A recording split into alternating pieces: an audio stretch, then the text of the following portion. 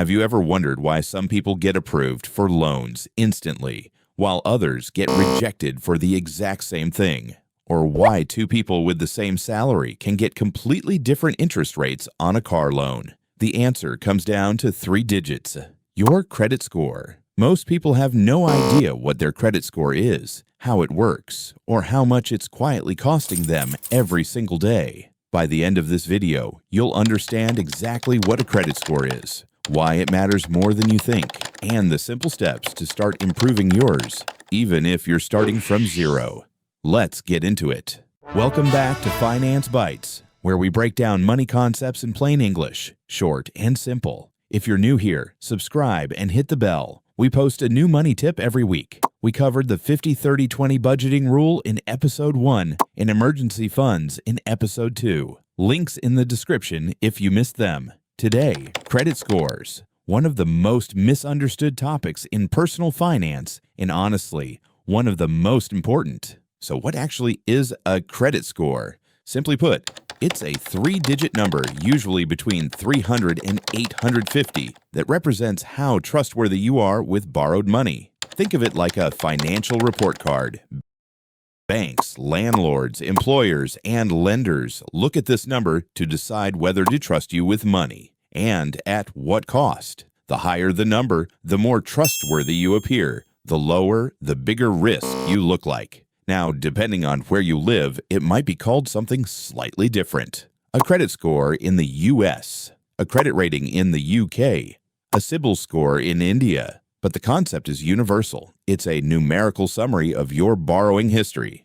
The number is calculated by credit bureaus, companies that collect data on how you've handled debt, and turn it into a single score. Major ones globally include Equifax, Experian, and TransUnion. Here's where people really underestimate how much this number affects their life. A good credit score doesn't just help you get loans, it determines the interest rate you pay. And the difference can cost you tens of thousands of dollars over your lifetime. Here's a real example. Two people apply for the same $20,000 car loan over 5 years. Person A has an excellent credit score. They get a 4% interest rate. Monthly payment, $368. Total interest paid, $2,100. Person B has a poor credit score. They get 14% interest. Monthly payment, $465. Total interest paid, $7,900. Same loan, same car, same bank. But person B pays $5,800 more, purely because of their credit score, and it goes beyond loans. Your score affects whether you can rent an apartment, sometimes whether you get a job, and even insurance premiums in some countries. This 3-digit number is silently following you everywhere, so it's worth understanding. Your credit score is calculated using 5 key factors. Let's go through each one. Factor 1, payment history. The biggest factor at 35% of your score. Do you pay your bills on time? Every missed payment, every late payment, every default gets recorded here. Paying on time is the single most important habit you can build. Factor 2, credit utilization. This is 30% of your score. It's the percentage of your available credit that you're using. If you have a $10,000 limit and you're using $3,000, your utilization is 30%. Experts say keep it below 30%. The lower, the better. Factor 3, length of credit history. This is 15% of your score. How long have you had credit accounts? Older accounts help your score. This is why you should think carefully before closing old credit cards, even if you don't use them. Factor 4, credit mix.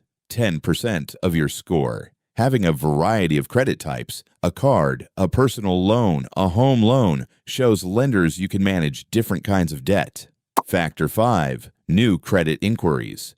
The final 10%. Every time you apply for new credit, the lender does a hard inquiry, and this temporarily lowers your score. Multiple applications in a short period looks risky. Space them out. Now, what do these numbers actually mean?